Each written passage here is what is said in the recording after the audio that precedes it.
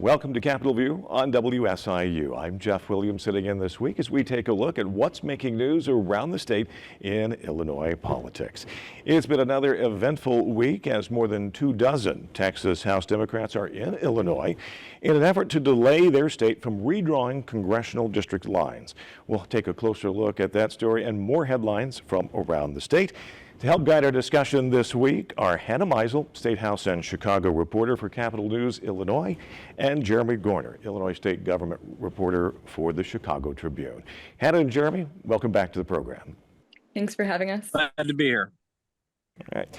Well, despite some threats of being arrested, that group of Texas lawmakers remains in Illinois in an effort to prevent a vote in their state on a Republican-drawn congressional map that could help President Trump hold on to power in the U.S. House in the upcoming midterms. Jeremy, I know you've been following the story. Bring us up to speed. Yes, so basically, Texas Democratic lawmakers came to Illinois, came to the Chicago area on Sunday ahead of what was supposed to be a special session vote on a new map that would redraw the congressional districts in Texas. Texas Republicans who have the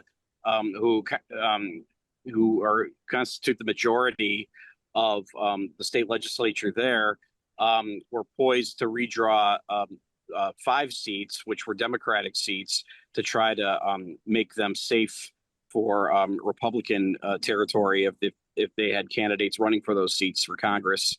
And this was, this is obviously, a ploy for President Trump to get, one of his key Republican governor allies, Greg Abbott, to try to lead this charge in redrawing the map because, many observers had said that come 2026, the U.S. House could be on the verge of flipping several Republican seats. That's obviously top of mind for President Trump.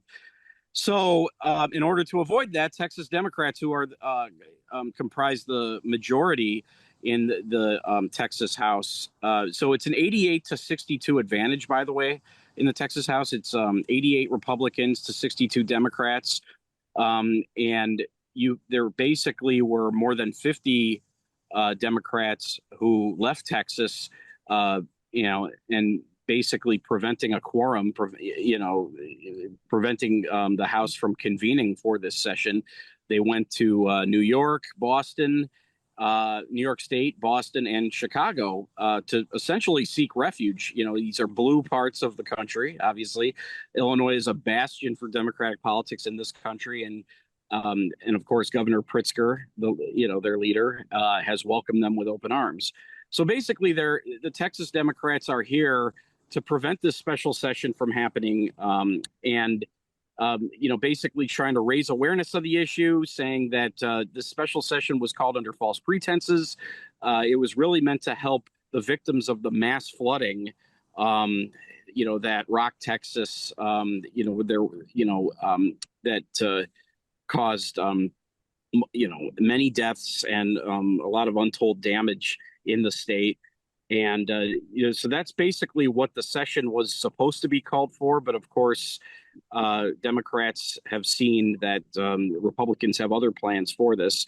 So where we're at now is Democrats have been threatened with arrest with civil warrants through the Texas House to try to basically coax them to Republicans trying to coax them to get back into session to vote on this redistricting effort and other matters. But Illinois Attorney General Kwame Raoul, Governor Pritzker, and other legal experts say that there's no legal standing for Texas law enforcement to come to Illinois and compel these people to come back or arrest them. So basically that's so it looks like Republican officials in Texas are still trying to find, I'm sure, creative ways to try to make that happen. But so far, Texas Democrats are just kind of holding court in the Chicago area, just trying to raise this awareness as much as they can about what their counterparts in the Republicans in the Texas legislature are doing. And they're trying to, their goal really is to get this special session canceled to get Governor Abbott to cancel this special session so that this vote on the redistricting effort does not occur. Jeremy, how realistically, if you've talked to any of them, how long do you think that they can hold out and stay in Illinois? They're a part-time legislature, and the governor obviously there could call another special session and whenever he wanted to. Right. I mean, I spoke with one lawmaker who, I guess like Friday was going to be another when Republicans were going to take another stab at convening, but I believe August 19th or 20th is this supposed deadline where something was supposed to happen, in the legislature for this for this redistricting effort to proceed. And they're going to be here as long as it takes. I was told, so it could be until the 20th at least. It could be longer. We don't know. They could be, in the Texas Democrats could face fines. I believe it's $500 a day, but they've gotten a lot of outside support to cover those fines if necessary. So really, while time is of the essence, at the same time, they don't appear to be in any rush to get back, because the key here is to prevent a quorum from taking place for for this map to become law. Yeah, the governor on more than one occasion over the last few days has said, well, maybe Illinois should look at redrawing its map. And is this maybe some saber rattling? I mean, the Democrats already hold, what is it, a 14-3 majority in terms of congressional districts in the state. What does he expect to take place, or how might this play out in Illinois if the governor decides to move forward with a redistricting effort here? Well, I think it should be noted that Governor Pritzker in recent days has taken criticism from detractors, including Republicans, who've basically branded him a hypocrite, saying, hey, you're welcoming this group of lawmakers from Texas who are against gerrymandering, but that is exactly what you do in your state. That's what Pritzker's political opponents have been saying.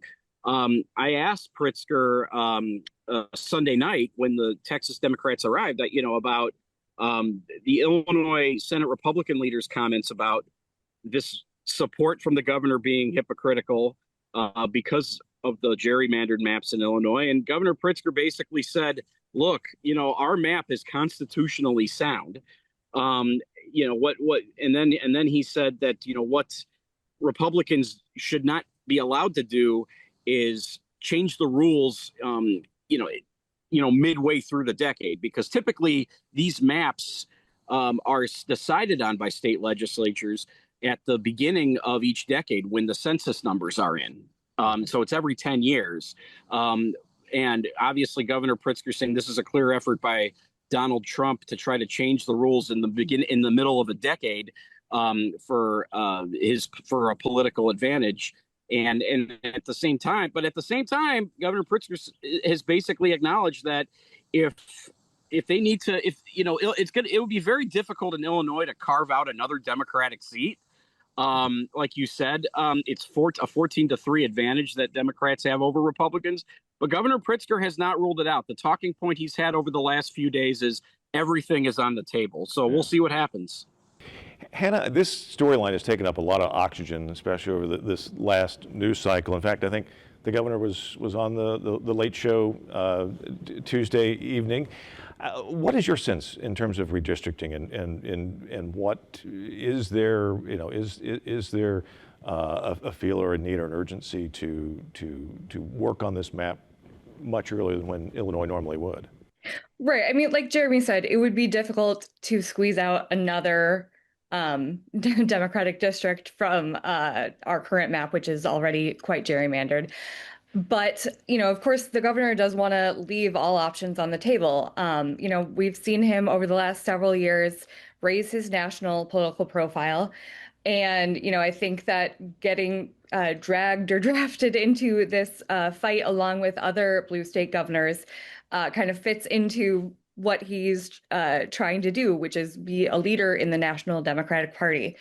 And, I think Democrats are maybe not explaining this well enough to a national audience, because it's very easy for Republicans and even independents, even Democrats who see our own districts in Illinois and say, like, this is a ridiculous thing. You are hypocritical. I think they're not probably explaining well enough that this is a mid decade kind of thing initiated by Donald Trump, he can probably see the writing on the wall it's typical for midterm elections to not go the way of a presidential, the president's party. That, of course, happened in 2018 in a huge way. We had the blue wave election, and I think he and other Republican strategists are worried about that. I think the governor, like Jeremy said, he wants to keep all options on the table, and he said, I want to read a quote that on Tuesday, he said, there are no rules anymore, apparently. And so we're going to have to play by a set of rules that are being set out in front of us, which frankly, none of us believes is the right way to operate. And he said, it is possible to redistrict. It's not something I want to do. It's not something that any of us want to have to do. But, if he is getting pressure and other blue state governors are getting pressure, basically they've said, like, the gloves are off. If Texas Republicans are going to cheat, then we will have to respond in kind because, one of the things that on Sunday, as the Texas Democratic caucus was coming into Illinois, it was at that press conference also, and their leader, Jean Wu, said basically, this is a national fight. It's not just, it extends beyond our own state lines, because if other red states see Texas doing this, what's to stop them from doing the same thing? There are really no rules about redistricting in the middle of a decade. It's just that we've never been in these political waters before. And so, if they try a novel approach, then the worry is that other Republican states would do the same. So, it reminds me though of when President Barack Obama came to Springfield in 2016, and he gave this, it was toward obviously the end of his 8-year term. And he gave this speech to the General Assembly, of course, where he once served. And he did touch on redistricting. He said, Congress is broken basically because of the way that districts are drawn. It encourages polarization. In the 2010s, Republicans nationwide had this Project Red map that they deployed in a bunch of different states, and it was very effective. And it was also very underground. Most people probably are not even aware that every decade we have redistricting after a census. Sure. But he said, we should do these nonpartisan, bipartisan commissions to draw lines. But he also said this needs to be done across the nation, not just in a select few states, which it is done in some states already. And in Illinois, we technically have a process for such a thing, but as we've seen over the decades, it's not really worked out in the way that maybe it was imagined to. But, him saying that it should be done everywhere, signals that he's not a Pollyanna about it. He understands, the realities of politics, and that a lot of times in this, it's a zero-sum game. And so if, you don't want to bring a, knife to a gunfight, basically. Well, and the subject of a nonpartisan redistricting committee could be the topic of an entire series of Capitol Views. We're in that kind of fun time in an election cycle when candidate and potential candidates are all doing their maneuvering. This week we have had one question essentially answered. That's Republican Congressman Darren LaHood decided he will seek re-election to his 16th district seat. Is this a big surprise to either of you, considering that he was a pretty top-line candidate in terms of potentially a Republican challenger for Dick Durbin's U.S. Senate seat, as well as being mentioned in passing as a potential candidate in the gubernatorial race? No, it's not a surprise to me. I mean, Darren LaHood has been in Congress, gosh, will it be 8 years? I remember when I was an intern in Springfield, he was still in the state Senate, but pretty quickly rose to Congress. And I think that he's no fool.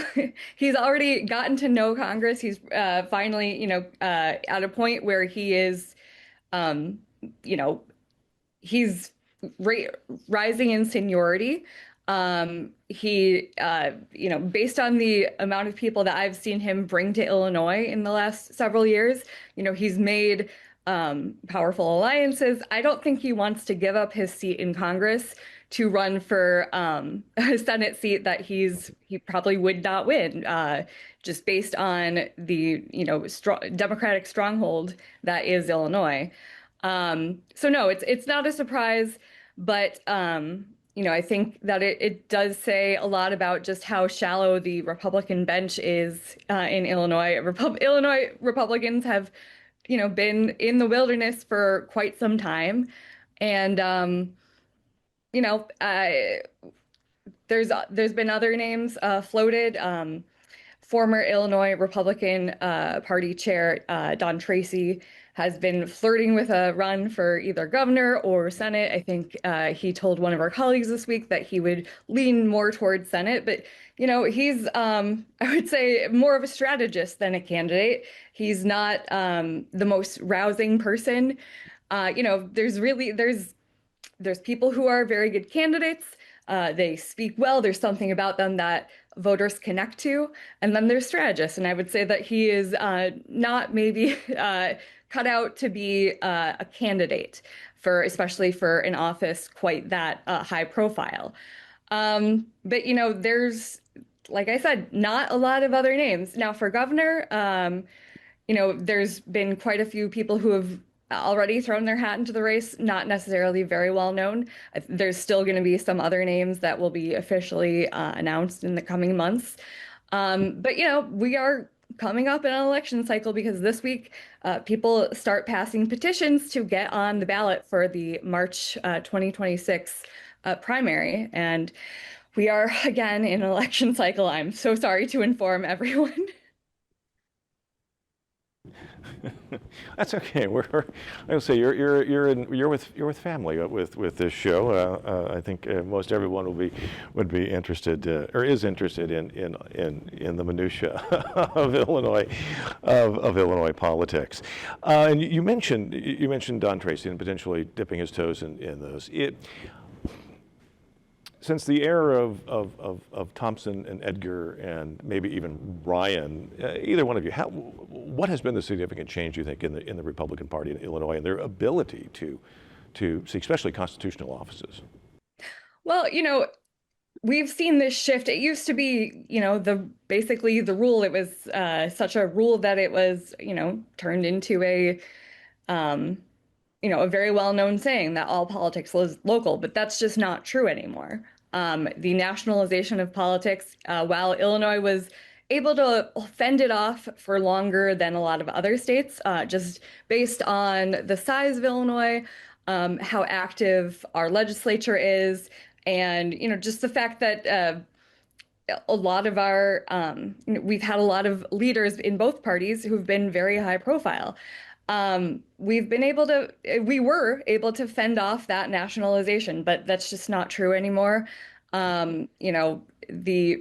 The stakes of politics have been raised, especially over the last 10 years, since Donald Trump came down that golden escalator and kind of changed politics forever in the United States. And I think Republicans have taken a huge hit.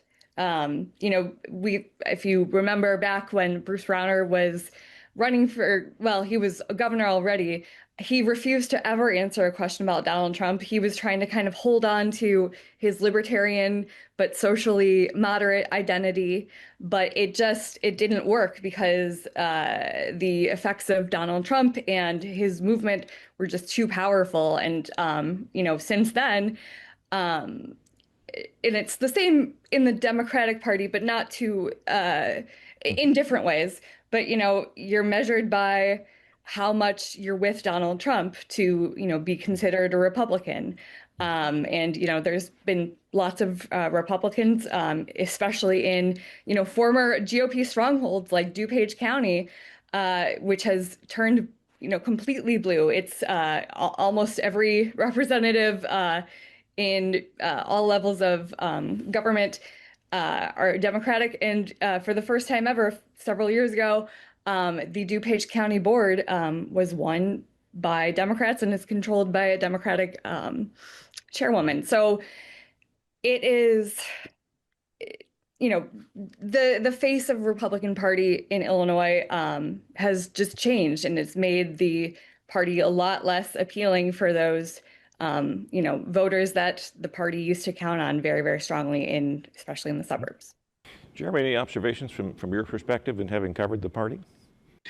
Yeah, so I mean, one of the things too that I think is that's important to touch on is the role of money in these elections.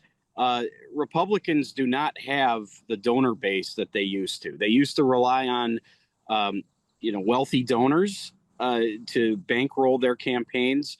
In the era of Governor Thompson, in the era of Governor Edgar, in the era of Governor Ryan, you don't see that anymore. I mean, they had, especially since J.B. Pritzker has come along, a billionaire, it's hard to compete with Governor Pritzker's money. We saw in the last election cycle, in the last governor's race in 2022, you had Ken Griffin, another billionaire, hedge fund manager.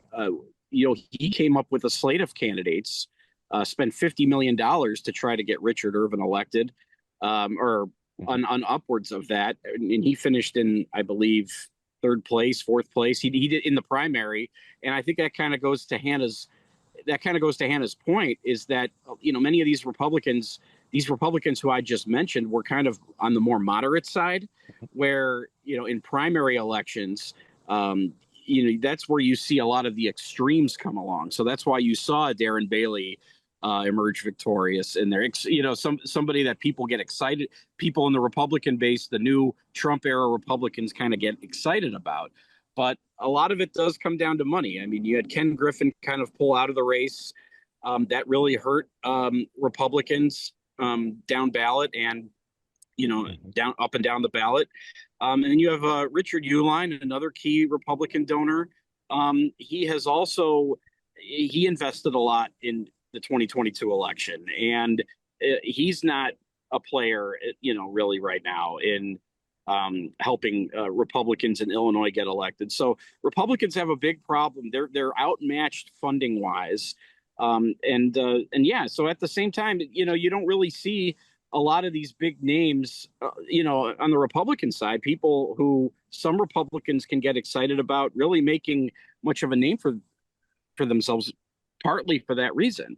And then, the other thing with, Hannah was talking about, and you were talking about Darren LaHood.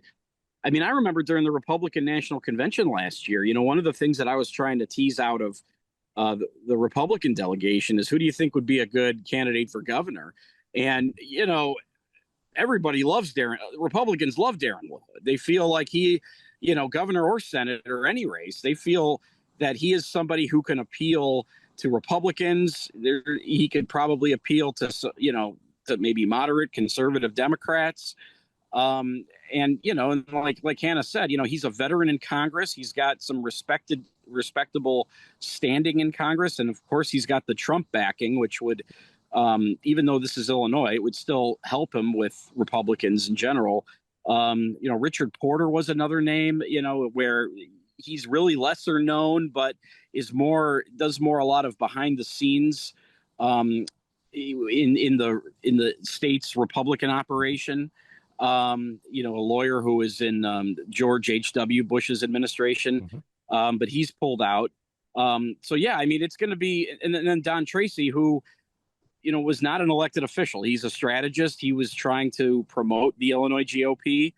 So it's really going to be interesting to see the field of candidates, in the coming months. I'm sure there's probably going to be a lot of them, but as far as the Illinois Republican Party, the overarching problem, without, just being unmatched, in addition to that, they don't control any of the constitutional offices, right? In 2022, they lost by such a lopsided victory. And it seems, and they have a lopsided disadvantage in the Illinois General Assembly. They're really up against a lot. So it's going to see what they come up with, in the next coming months as petitions are circulating and who's, entering any of these races on the Republican side. Jeremy, I'm going to let you have the last word. As we often do on this show, we run out of time before we run out of things to talk about. Hannah Meisel, Capital News, Illinois. Jeremy Garner, Chicago Tribune. Thank you both for joining us this week. Thank you. Thank you. And you at home, thank you for joining us for Capitol View. I'm Jeff Williams. Have a good week.